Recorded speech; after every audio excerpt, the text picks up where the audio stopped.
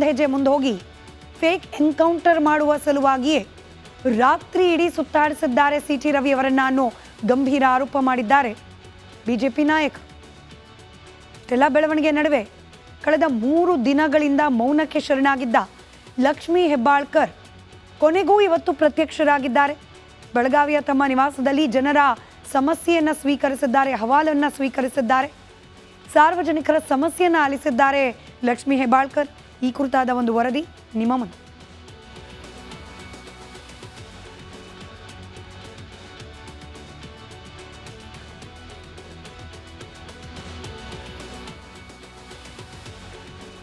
ಒಂದ್ ಕಡೆ ಸಿಟಿ ರವಿ ಅವರು ಪರಿಷತ್ನ ಒಳಗೆ ಅಶ್ಲೀಲ ಪದವನ್ನು ಬಳಕೆ ಮಾಡಿದ್ರು ಅನ್ನೋ ಆರೋಪ ರಾಜ್ಯ ರಾಜಕೀಯದಲ್ಲಿ ಇಷ್ಟೆಲ್ಲ ಬೆಳವಣಿಗೆಗಳಿಗೆ, ನಾಟಕೀಯ ಬೆಳವಣಿಗೆಗೆ, ಪಕ್ಷಾತೀತವಾದ ನಾಟಕೀಯ ಬೆಳವಣಿಗೆಗಳಿಗೆ ಸಾಕ್ಷಿಯಾಗಿದೆ. ಸುಗಮವಾಗಿ ಕೊನೆಯಾಗಬೇಕಾಗಿದ್ದ ಚಳಿಗಾಲದ ಅಧಿವೇಶನ ಹೈ ಡ್ರಾಮಾಗೆ ಸಾಕ್ಷಿಯಾಗಿದೆ. ಜನರ ಸಮಸ್ಯೆಯ ಬದಲು ವೈಯಕ್ತಿಕ ವಿಚಾರಕ್ಕೇನೆ ನಾಯಕರು ಸಮಯವನ್ನು ಕೊಟ್ಟರು ಅನ್ನೋ ಆರೋಪಕ್ಕೂ ಗುರಿಯಾಗಿದೆ. ಇಷ್ಟಾದ್ಮೇಲೂ ಕೂಡ ನಮ್ಮ ರಾಜಕೀಯ ನಾಯಕರು ತಮ್ಮ ನಾಲಿಗೆಗೆ ಕಂಟ್ರೋಲ್ ಹಾಕೊಳ್ಳುವ ಪ್ರಯತ್ನಕ್ಕೆ ಮುಂದಾಗ್ತಿಲ್ಲ ಅನ್ನೋದು ಮತ್ತೆ ಮತ್ತೆ ಪ್ರೂವ್ ಆಗ್ತಾ ಇದೆ. ಒಬ್ಬರನ್ನೊಬ್ಬರು ಪರಸ್ಪರ ಟೀಕಿಸಿಕೊಳ್ಳೋದು ಕಾಮನ್ ರಾಜಕೀಯ ನಾಯಕರು. ಆದರೆ ಯಾವ ಹಂತದವರೆಗೂ ಈ ಟೀಕೆ ಹೋಗಬಹುದು ಅನ್ನೋದಕ್ಕೆ ಒಂದು ಲಿಮಿಟೇ ಇಲ್ಲದಂತಾಗ್ಬಿಟ್ಟಿದೆ ಇತ್ತೀಚಿನ ದಿನಗಳಲ್ಲಿ. ನಾಲಿಗೆ ಕಂಟ್ರೋಲ್ ತಪ್ಪಿ ಮಾತನಾಡುವ ಪ್ರಸಂಗಗಳು ದಿನೇ ದಿನೇ ಹೆಚ್ಚಾಗ್ತಾ ಇದೆ.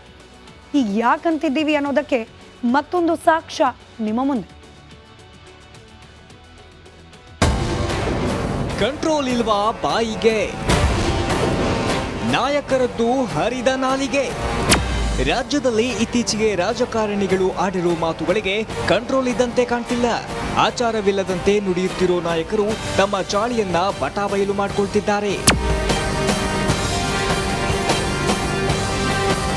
ಹೌದು, ಮೊನ್ನೆವರೆಗೂ ಕೇಂದ್ರ ಸಚಿವ ಅಮಿತ್ ಶಾ ವಿರುದ್ಧ ಟೀಕಿಸುತ್ತಿದ್ದ ಕಾಂಗ್ರೆಸ್ಸಿಗರು ಪ್ರೊಟೆಸ್ಟ್ ಮಾಡಿದ್ರು. ಆದರೆ ಇತ್ತೀಚೆಗೆ ಒಂದು ಹೆಜ್ಜೆ ಮುಂದೆ ಹೋಗಿರೋ ಸಚಿವ ಪ್ರಿಯಾಂಕ್ ಖರ್ಗೆ ಕೇಂದ್ರ ಸಚಿವರಿಗೆ ಹುಚ್ಚು ನಾಯಿ ಕಡಿದಿದೆ ಅಂತ ನಾಲಿಗೆ ಹರಿಬಿಟ್ರು.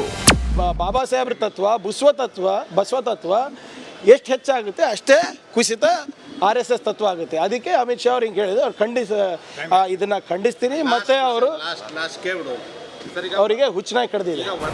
ಇನ್ನು ಪ್ರಿಯಾಂಕ್ ಖರ್ಗೆ ಮಾತಿಗೆ ಕೇಂದ್ರ ಸಚಿವ ಪ್ರಹ್ಲಾದ್ ಜೋಶಿ ಅವರದೇ ಧಾಟಿಯಲ್ಲಿ ತಿರುಗೇಟು ಕೊಟ್ಟರು. ರಾಜ್ಯ ಸಚಿವರಿಗಿಂತ ಕೇಂದ್ರ ಸಚಿವರು ಒಂದು ಹೆಜ್ಜೆ ಮುಂದೆ ಇಟ್ಟರು.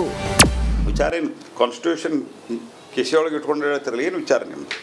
ಅಂಬೇಡ್ಕರ್ಗೆ ಅಪಮಾನ ಮಾಡಿದಂಥವ್ರು ನೀವು ಈಗಾದರೂ ಸುಧಾರಿಸ್ಕೋಬೇಕಂತ ಬೇಡವಾ? ನಿಮಗೆ ಹೋರಾಟ ಮಾಡಬಾರ್ದ? ನಮ್ಮ ಸರ್ಕಾರದಾಗ ಹೋರಾಟ ಮಾಡಿಲ್ವಾ ನೀವು? ಬಳ್ಳಾರಿಗೆ ಹೋಗಿ ತೊಡೆ ತಟ್ಟಿದ್ರಲ್ರಿ. ನಾವೇನು ನಿಮ್ಗೆ ಸರ್ಕಾರ ನಿಮ್ಮ ಪೊಲೀಸರು ಪ್ರೊಟೆಕ್ಷನ್ ಕೊಟ್ಟಿದ್ರೆ ಇಲ್ಲ? ಮತ್ತು ಆ ಪ್ರಿಯಾಂಕಾ ಖರ್ಗೆ ಅನ್ನೋರು ಬಾಯಿಗೆ ಬಂದಂಗೆ ಮಾತಾಡ್ದ.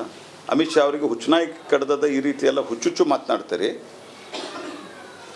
ನಿಮ್ಗೆ ನಿಮ್ಮ ಪ್ರಮುಖರಿಗೆ ಯಾವ ನಾಯಿ ಕಡ್ದಿತ್ತು ಹೇಳ್ರಿ? ಅಂಬೇಡ್ಕರ್ನ ಅಪಮಾನ ಮಾಡಿದಾಗ ದಿಲ್ಲಿಯಲ್ಲಿ ಅವ್ನ ಅಂತ್ಯಕ್ರಿಯೆಗೆ ಅವಕಾಶ ಕೊಡಲಿಲ್ಲಲ್ಲ, ಯಾವ ನಾಯಿ ಕಡ್ದಿತ್ತು? ನಿಮ್ಗೆ ಸೋಲಿಸಿದ್ರಲ್ಲ, ಅವ್ರಿಗೆ ಯಾವ ನಾಯಿ ಕಡ್ದಿತ್ತು? ನಾಯಿ ಕಡ್ದವ್ರಂತೆ ನೀವು ಆಡ್ತಾ ಇದ್ದೀರಿ. ಒಟ್ನಲ್ಲಿ ಸಾರ್ವಜನಿಕ ಬದುಕಿನಲ್ಲಿರೋ ನಾಯಕರು ಟೀಕಿಸೋ ಭರದಲ್ಲಿ ನಾಲಿಗೆ ಹರಿಬಿಡ್ತಿರುವುದು ಹೆಚ್ಚಾಗ್ತಿದೆ. ಇನ್ನಾದ್ರೂ ಇಂಥದ್ದಕ್ಕೆಲ್ಲ ಬ್ರೇಕ್ ಹಾಕಿಕೊಂಡ್ರೆ ಉತ್ತಮ. Bureau report, republic Kannada.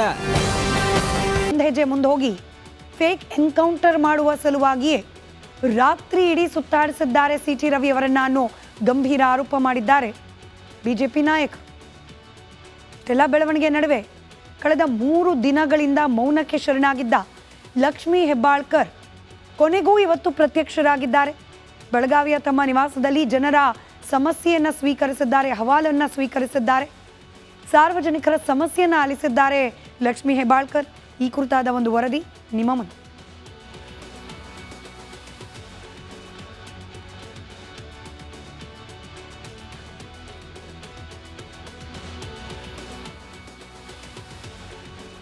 ಒಂದ್ ಕಡೆ ಸಿಟಿ ರವಿ ಅವರು ಪರಿಷತ್ನ ಒಳಗೆ ಅಶ್ಲೀಲ ಪದವನ್ನು ಬಳಕೆ ಮಾಡಿದ್ರು ಅನ್ನೋ ಆರೋಪ ರಾಜ್ಯ ರಾಜಕೀಯದಲ್ಲಿ ಇಷ್ಟೆಲ್ಲ ಬೆಳವಣಿಗೆಗಳಿಗೆ, ನಾಟಕೀಯ ಬೆಳವಣಿಗೆಗೆ, ಪಕ್ಷಾತೀತವಾದ ನಾಟಕೀಯ ಬೆಳವಣಿಗೆಗಳಿಗೆ ಸಾಕ್ಷಿಯಾಗಿದೆ.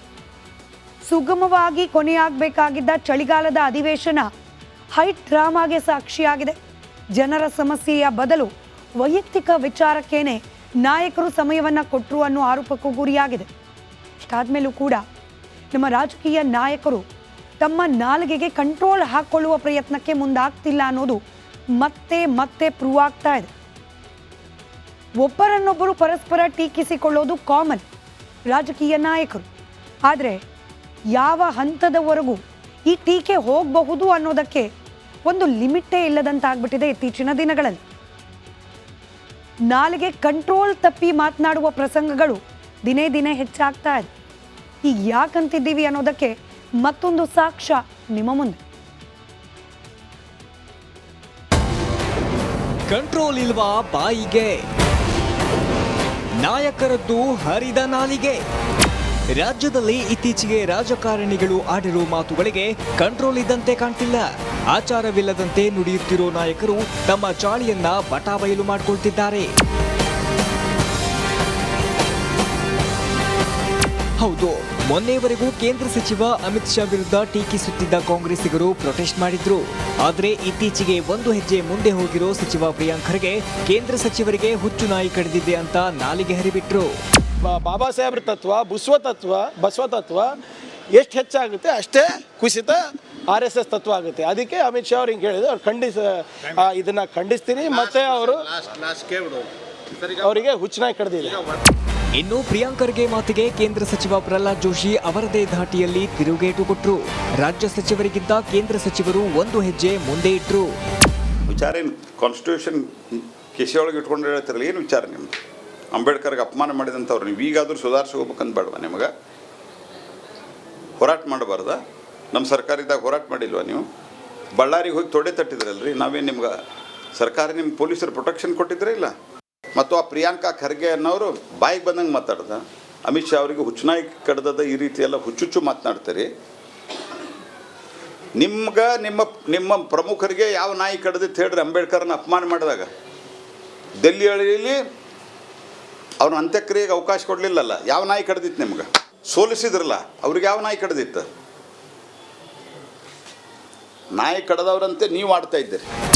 ಒಟ್ನಲ್ಲಿ ಸಾರ್ವಜನಿಕ ಬದುಕಿನಲ್ಲಿರೋ ನಾಯಕರು ಟೀಕಿಸೋ ಭರದಲ್ಲಿ ನಾಲಿಗೆ ಹರಿಬಿಡ್ತಿರುವುದು ಹೆಚ್ಚಾಗ್ತಿದೆ. ಇನ್ನಾದ್ರೂ ಇಂಥದ್ದಕ್ಕೆಲ್ಲ ಬ್ರೇಕ್ ಹಾಕಿಕೊಂಡ್ರೆ ಉತ್ತಮ. Bureau report, republic Kannada. CT Ravi ಅವರನ್ನ ಶಿಫ್ಟ್ ಮಾಡಲಾಗತ್ತೆ. ಹೀಗೆ ಇಡೀ ರಾತ್ರಿ CT ರವಿ ಅವರನ್ನ ಸುತ್ತಾಡಿಸಿದ ವಿಚಾರಕ್ಕೆ ಸಂಬಂಧಪಟ್ಟಂತೆ ಪೊಲೀಸ್ ಇಲಾಖೆಯನ್ನ ಕಾಂಗ್ರೆಸ್ ಸರ್ಕಾರ ದುರ್ಬಳಕೆ ಮಾಡಿಕೊಂಡಿದೆ ಅನ್ನೋ ಆರೋಪವಾದ ಆದಿಯಾಗಿ ರಾಜ್ಯದಲ್ಲಿ ಕಾಂಗ್ರೆಸ್ ಅಧಿಕಾರಕ್ಕೆ ಬಂದರೆ ಸಾಕು ಗೂಂಡಾಗಿರಿ ಆರಂಭವಾಗುತ್ತೆ ಅಂತ ಹೇಳಿ ಪ್ರತಿಪಕ್ಷ ನಾಯಕ R. ಅಶೋಕ್ ಕಿಡಿಕಾರಿದ್ದಾರೆ.